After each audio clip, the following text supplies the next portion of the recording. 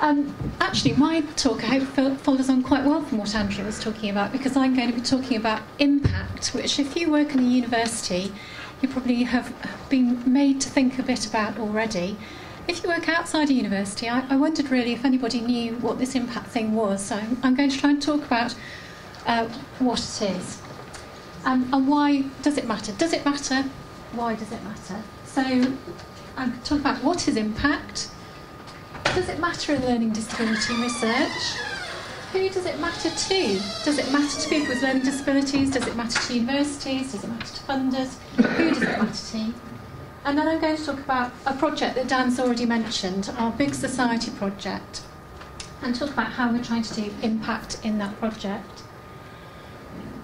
So, the first thing is, what is impact? Well, the word impact is usually meant if somebody makes a big impression on you. So you can sometimes think if you meet a person, they might make a big impact on you. You might remember them, you might remember something about them, so it leaves something with you. It's the idea of being hit almost by something, isn't it? Feeling that that's something that stayed with you, something's changed within you. And now, if you ask people in the university who judge what impact is, and Andrea used this word already, the REF is the Research Excellence Framework, and it's the way that universities get assessed. So schools have Ofsted, we have the REF. So ask them what they think impact is, and they say very clearly it's about making changes in the real world. So it's not about what happens in universities, it's about different things happening in the world outside. But if you ask some of the people who fund the research, so our research is funded by the Economic and Social Research Council, they'd agree with the REF people and say it's about making changes in the real world, but they'd also think it was about making changes in theory, or about how people think. So can you change things in the real world, or maybe can you just change how people think, or perhaps best still, you change how people think and that makes changes in the real world. Now, the problem is you've got to show that you've made an impact. So how do you know that you've made an impact? So you can't just tell them about your research.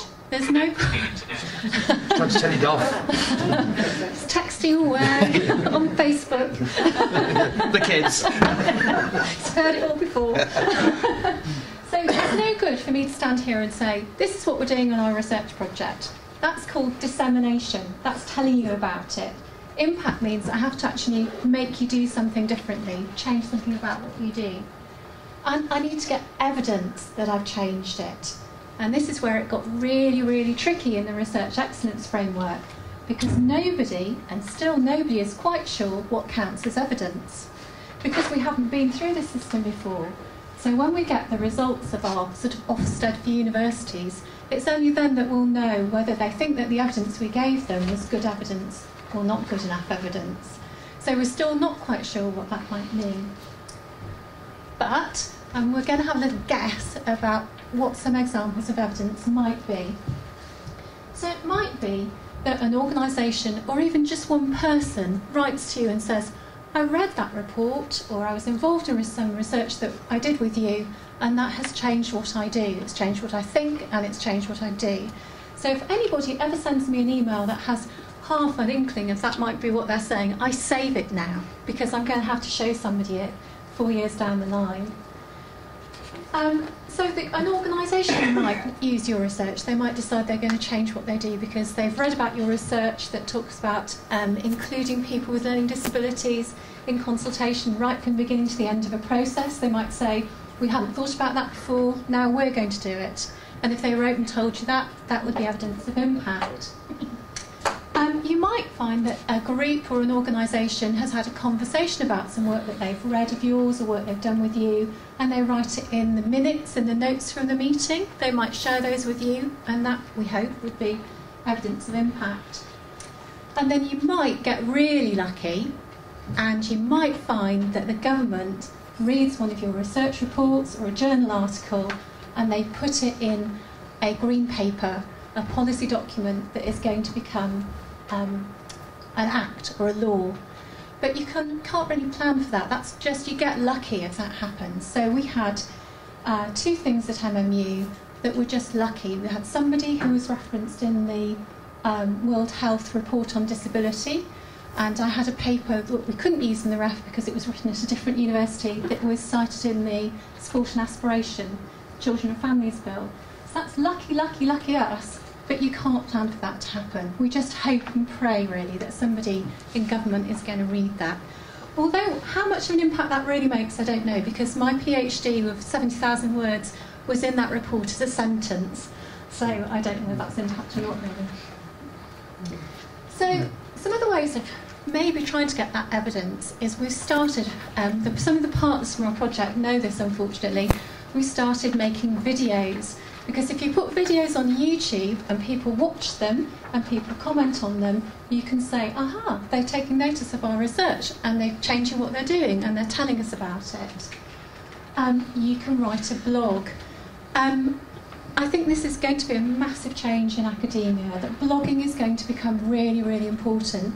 I mean, blogging has certainly been massively important for the Justice for Our Bee campaign, and it's actually prompted a lot of people who work in universities in the area of learning disability to start blogging about their research.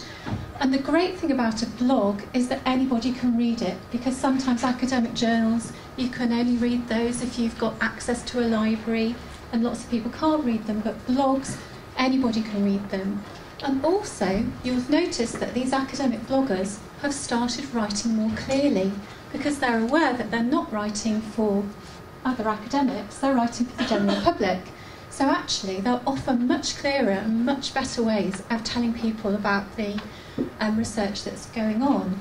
You can tell people straight away. So we blog from our project, and we can tell, instead of waiting, you can wait 18 months to 2 years for a journal article to come out. You can blog and it's out now. So blogging has become a really important part of what we want to do. And you can comment on a blog, so if somebody says, I've read your blog, it's changed what I've done, you've got evidence of impact.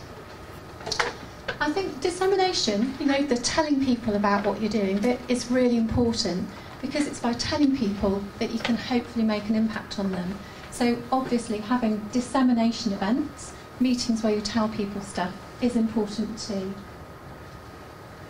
So does it matter? Does this impact thing matter that we're going on and on about in universities? Well, it certainly matters to the universities, because how much money they're going to get from the government will depend on how much impact they're making. So we're doing a project called Big Society, People with Learning Disabilities and Civil Society. And the project's really asking, how are people with learning disabilities doing in a time of cutbacks and changes to welfare reform? So, how do I think our project might or is making an impact? I think about what Lou said right at the beginning this morning about involving people right from the beginning.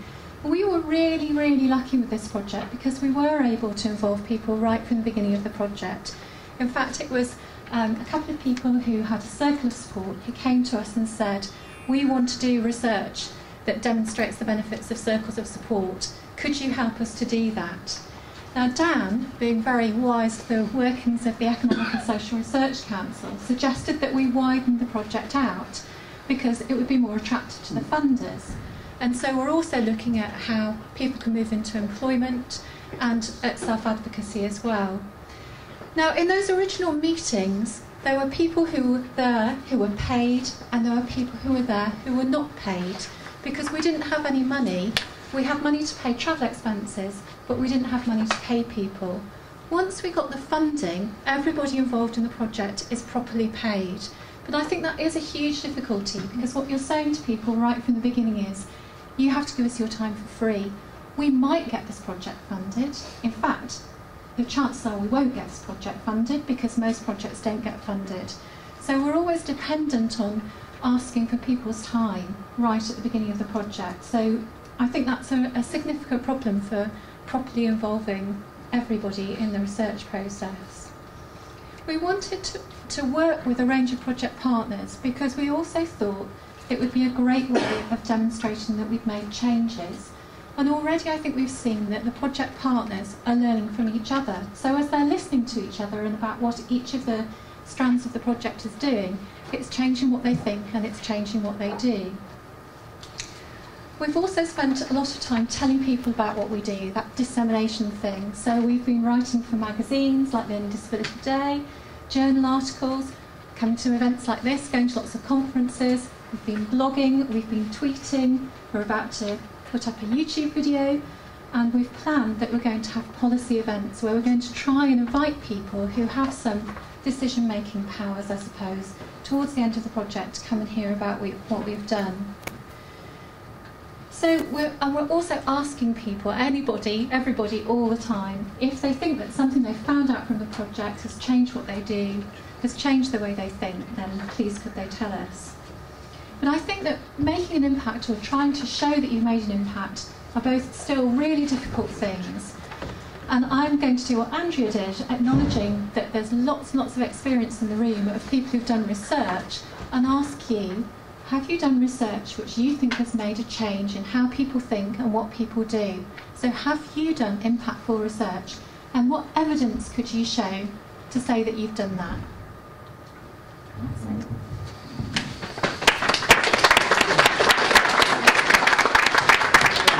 Any questions? Any questions anywhere? Technology. Jim? Shall I just say it loud rather than... No, No, you're right. if I've got to do it, you've got to do it. Comedian.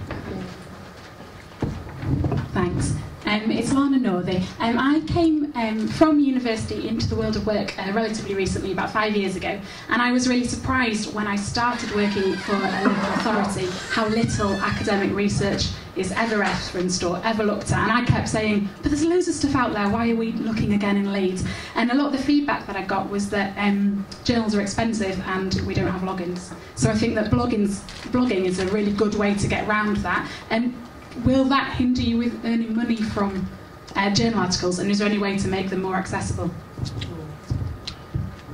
Well, I'm going to get confused. You're going to have to help me with this. There's the green lane and the gold lane. So now, when you have an article published, you can make a decision. Are you going to go green route or gold route?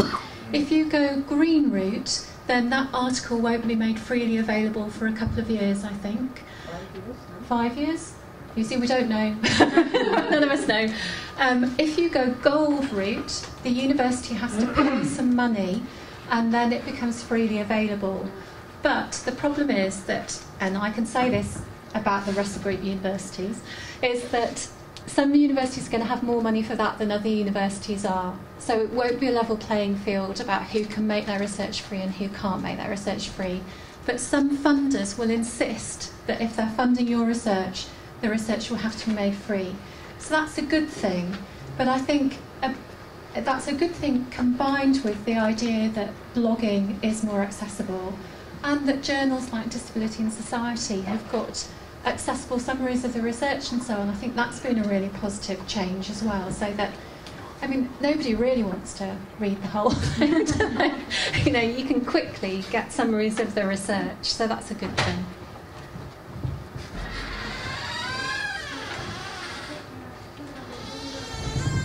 Any more?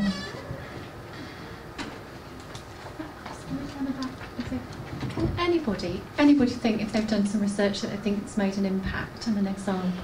Come on, academics. You've all done research. Do you think that we have? Tell us how you did it. We all actually sat down and we've got round that lots of reports. We did the journal for people with disability. Took us about, how long did it take? Nearly a year, didn't it? 2 years. Yeah, 2 years to do all. And have people told you that they thought it was good? Yeah, we've got students who told us, everyone's told us really. Yeah. That's good. We benefited from it when we were doing the study. That's good. I went on grad student from Liverpool Hope. I'm just looking at round. I've read some people work and some Liverpool's work and Claire's work, and that's massively made an impact on the way I view things and how I then act and things that I conceptualise. So in terms of that, you've all made an impact on my experiences. Can you write that down as a letter? I was just about to say, could you just put that in an email? No, I mean, we're sort of semi-serious because that's some of the evidence that we've kept for our impact. It's called an impact narrative and impact stories. So when people have said, you know, I work in education, I read that paper and now I'm doing this differently, we would keep that as evidence. So yes, I guess I'd encourage you in the future, if people do write things that make you do things differently, that you let them know, because they'd be super grateful. Any more? We've got 10 minutes. Is it till break? So you're not asking Oh, they can have questions. a longer break. That's why I was quick. So it's what your time is. No, I thought I'll have longer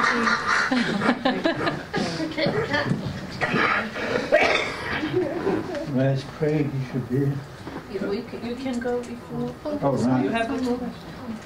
Just at a bigger level than the individual impact, the work that was done on resettling people from hospital was very questioned by politicians and sadly some families and other people that belong to the Society for the Prevention of Cruelty to Large Institutions.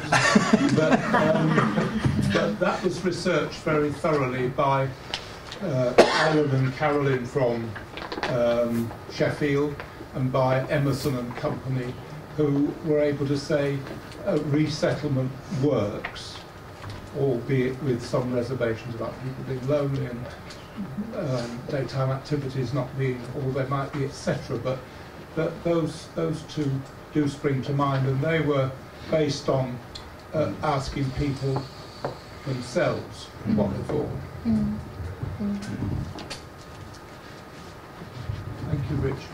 Anyone else? Can I just respond to that?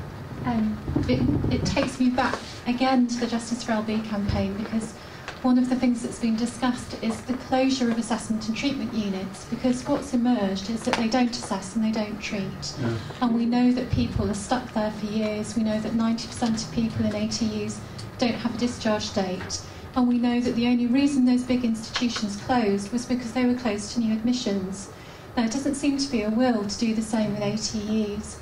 And it seems to me that until that shifts, we'll be stuck in this stalemate of thousands of people being in inappropriate provision, often a long way from home. And asking individuals how they like it or find it will be very difficult because you won't have access to them, will you? I don't know. Does anybody know if there's much research done in ATUs? I don't know. Well, I was going to say, as a visitor, you can't even go in, can you? Yeah. You have to see somebody in a separate little room, you know? Yeah. Yeah. Unless you're camera. Well, yes, you've got to go and work there, haven't you, to be able to go and... Camera in your bag. Well, we've got 5 minutes. Do you want a longer break? Yeah. Oh no, you don't.